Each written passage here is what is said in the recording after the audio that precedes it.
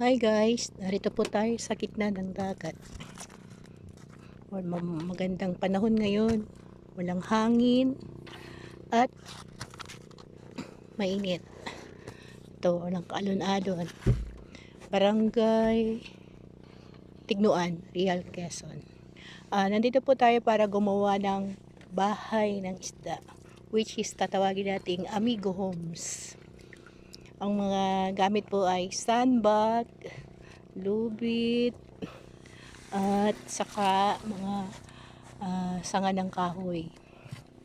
Yan po, nilagay na ang lubid. Malalim po dito, halos kulay blue ang dagat. Yan, malayo po sa tabi. Yan. Nilalagay na po ang sanga ng kahoy. Lagay na ang sanga ng kahoy.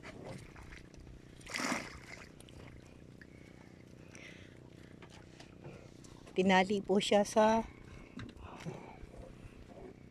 muro.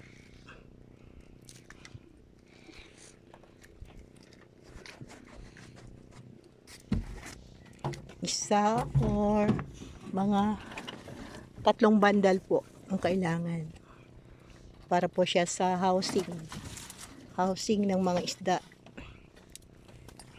Alam ng kahoy! Dito! Sa talaga! Sabi nga? Ito. Malayo po kami sa tabi. Yan, Barangay Baluti. Medyo malalim na po itong tapat na ito. Ayan, kulay blue. Kunin ko na. Kunin ko. Mga 3 bandal po. Tatali po yung pangatlong bandal. Tali. Tatali na yung pangatlong bandal. Yan, tinatali na po. Kailangan po matibay ang tali para pag lumakas ang karet o siliga, hindi siya basta-basta maanod. Yan, pagkatali po ay ilalagay si sandbag na may pangalang Amigo. Lalagyan ng fish grower floating, pero alam po niyan ay buhangin. Yan, tapos po ay lulubog na siya. Yan, mahaba yung tali. Almost mga 30 di pa? 30 di pa po siguro ang lalim dito, or more than 35 meters. Yung pinalulubog sa ilalim. Hanggang umabot po siya sa kailaliman ng dagat. Dito natin na dito niya. Uhulin nga ako.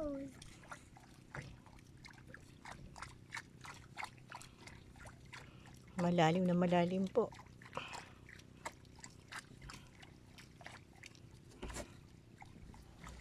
Ano? Di pa. Uli na. Ala tayo ulit.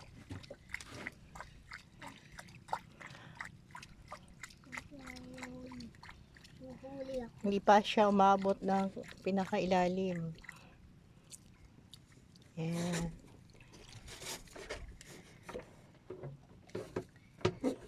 At abot na.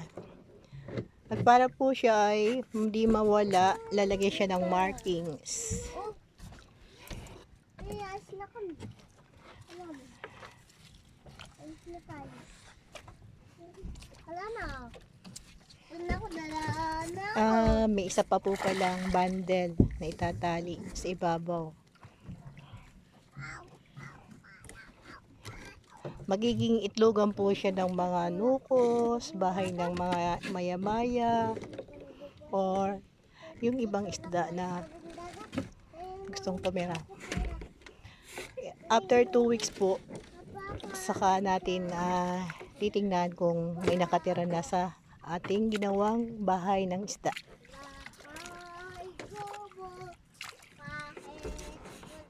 Ngayon po, kumakanta pa ang bata.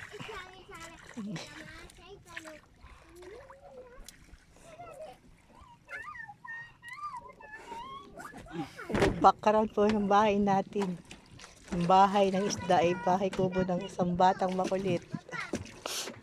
Tinapay. Pa. Tinapay. Bahay kubo, may baong tinapay. Ganda po ng araw ngayon.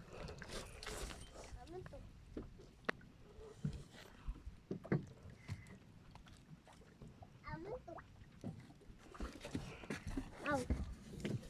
I look at this. Yan. I look at this. These tips. At para po sa pagbalik ay makikita at malalaman kung nasaan lalagyan siya ng flag or markings.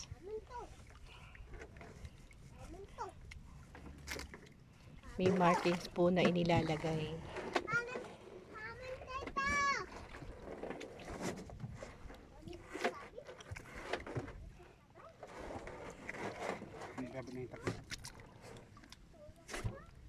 Ayan.